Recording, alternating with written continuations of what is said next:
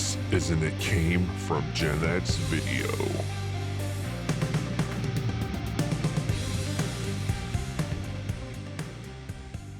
There were some birthdays today, and one birthday that caught me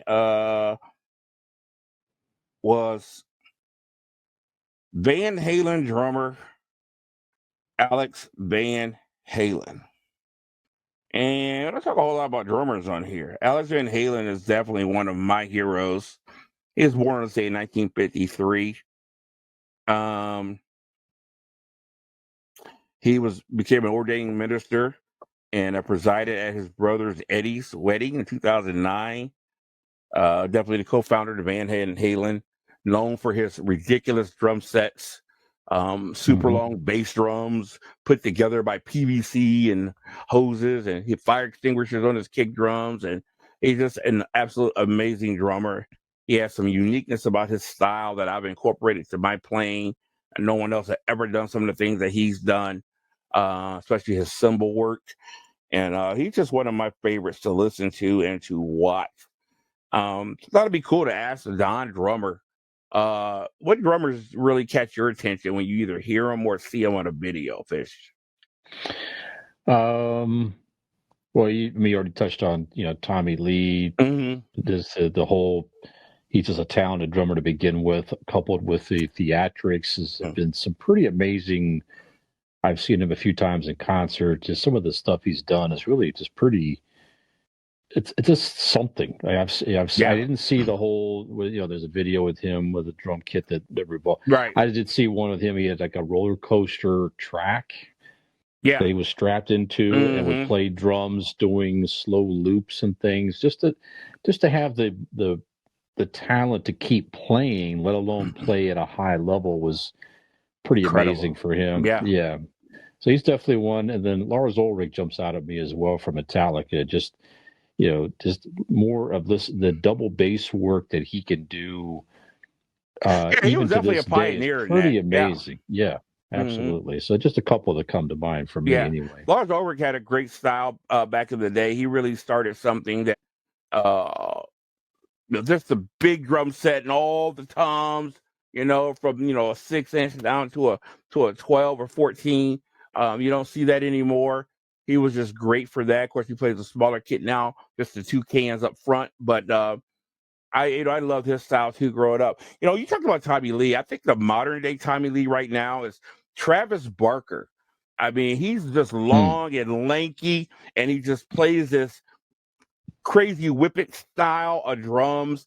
I mean, he's just absolutely amazing, man.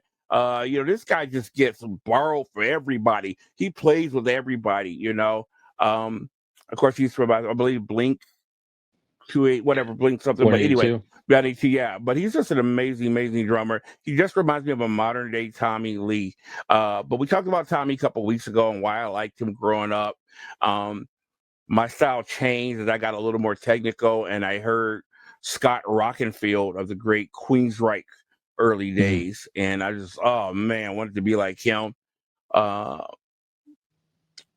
Never grew up loving Neil Peart like other drummers did until I got older.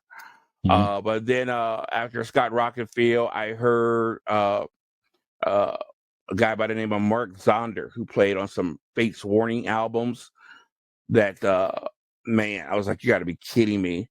And then, of course, when Mike Portnoy came out with Dream Theater, all bets were off. But as I get older now and I listen to a lot of technical drummers, a lot of studio drummers, the great Billy Cobham, what he can do with his body, it doesn't make any sense. And he just sits there all straight up.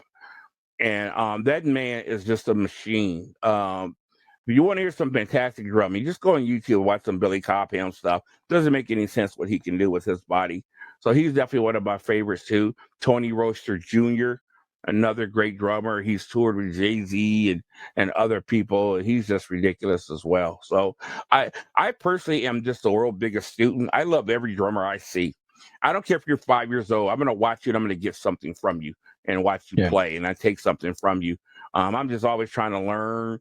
If I can take one little thing and incorporate it into what I'm doing, that sounds fantastic. So I'm all for that. John Bonham too. I mean, just listening to his technique and Led Zeppelin, just that doesn't even. If you zero in on him playing, it's just like I don't know anything about playing drums, but what I hear him do sounds very difficult very often. Yeah, he was a freak of nature. He was definitely a freak of nature with what he did, and the soul that he had, the rhythm that he had. He was very, very special. So I could go on and on, obviously, on this subject. I think I would just wrap it up by saying every drummer I hear, I think I'm a fan of, because I think there's something to learn and take from everybody. Keith Porter here, aka Porterhouse from It Came From GenX. We hope you've been enjoying the show, but please make sure you hit the like button, make sure you hit that subscribe button, and we'll see you next time.